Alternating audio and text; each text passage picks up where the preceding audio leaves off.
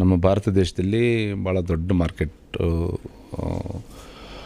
ಅಂತ ನಾವು ಅಂದ್ಕೊಂಡೀವಿ. ದೆಹಲಿಯಲ್ಲಿ ಪ್ರಾರಂಭ ಮಾಡಬೇಕು ಅಂತ ನಾವು ಅಂದ್ಕೊಂಡಿದ್ದೀವಿ. ಸೊ ನಮ್ಮ ಮಂಡ್ಯ ಹಾಲು ನಾವು ಅಲ್ಲಿಗೆ ಮಂಡ್ಯದಿಂದ ಅಲ್ಲಿ ಹಾಲನ್ನು ಕಳಿಸಿ ನಾವು ಪ್ರಥಮವಾಗಿ 10,000 to 20,000 ಪ್ರಾರಂಭ ಮಾಡಿ ಒಂದು 2-3 ತಿಂಗಳಲ್ಲಿ 1 ಲಕ್ಷ ಲೀಟರ್ ರೀಚ್ ಆಗ್ತಕ್ಕಂಥದ್ದನ್ನು ನಾವು ನಮ್ಮ ಗುರಿಯನ್ನು ಇಟ್ಕೊಂಡಿದ್ದೀವಿ.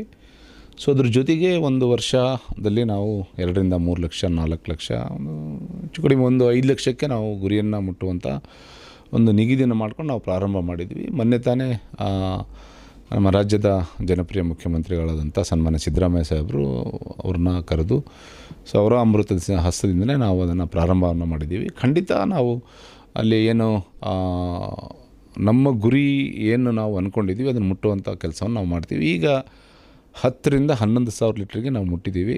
ಇನ್ನೊಂದು 2-3 ತಿಂಗಳಲ್ಲಿ 1 ಲಕ್ಷಕ್ಕೆ ಮುಟ್ಟುವಂಥ ಕೆಲಸನ ನಾವು ಮಾಡ್ತೀವಿ.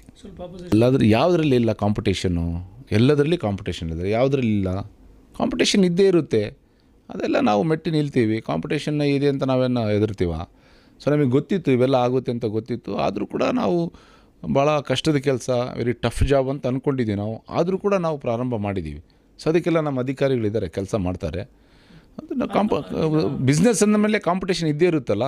ಬಿಸ್ನೆಸ್ ಅಂದರೆ ಕಾಂಪಿಟೇಷನ್ ಇದ್ದರೆ ಅವ್ರ ಕಾಂಪಿಟೇಷನ್ ಅವ್ರು ಮಾಡ್ತಾರೆ, ನಮ್ಮ ಕಾಂಪಿಟೇಷನ್ ನಾವು ಮಾಡ್ತೀವಿ. ನಾವು ಯಾರ ಬಗ್ಗೆನೂ ಯಾವ ಬ್ರ್ಯಾಂಡ್ ಬಗ್ಗೆ ಮಾತಾಡೋಕ್ಕೆ ಹೋಗಲ್ಲ.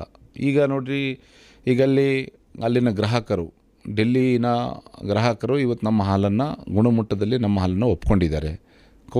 ಕೌ ಮಿಲ್ಕಿಗೆ ಭಾಳ ಡಿಮ್ಯಾಂಡ್ ಇದೆ. ಸೊ ಅಲ್ಲಿನ ಗ್ರಾಹಕರು ನಮ್ಮ ಹಾಲು ಬೇಕನ್ನೋದು ಒಂದು ಭಾಳ ದೊಡ್ಡ ಮಟ್ಟದ ಬೇಡಿಕೆ ಇದೆ.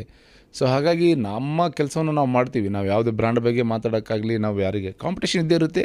ನಮ್ಮ ಕೆಲಸ ನಾವು ಮಾಡ್ತೀವಿ. ನಮ್ಮ ಹಾಲನ್ನು ನಾವಲ್ಲಿ ಮುಟ್ಟಿಸಿ ಏನು ನಮ್ಮ ಗುರಿ ಇದೆ, ನಮ್ಮ ಗ್ರಾಹಕರಿಗೆ ಗುಣಮಟ್ಟದ ಹಾಲು, ಕೌ ಮಿಲ್ಕು ಅಲ್ಲಿ ಭಾಳ ಡಿಮ್ಯಾಂಡ್ ಇದೆ. ಸೊ ಅಲ್ಲಿನ ಗ್ರಾಹಕರು ಕೌ ಮಿಲ್ಕನ್ನು ಇಷ್ಟಪಡ್ತಿದ್ದಾರೆ. ಸೊ ಹಾಗಾಗಿ ನಾವು ಅದನ್ನು ಪ್ರಾರಂಭ ಮಾಡಿದ್ದೀವಿ. 100ಕ್ಕೆ 100 ನಾವು ಇದರಲ್ಲಿ ಸಕ್ಸಸ್ ಆಗ್ತೀವಿ.